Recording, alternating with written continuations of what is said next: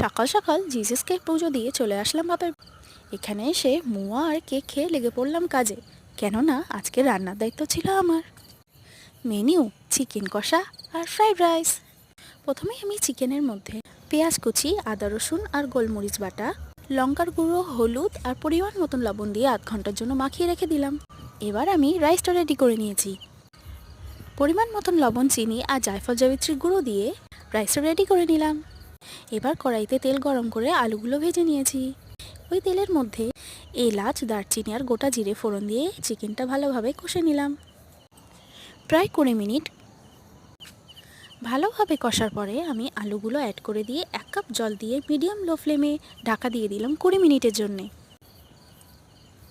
20 minute পরে গরম মশলার গুঁড়ো দিয়ে নামিয়ে নিলাম চিকেন কষা। তোমরাও ট্রাই করো কিন্তু। Merry Christmas, by.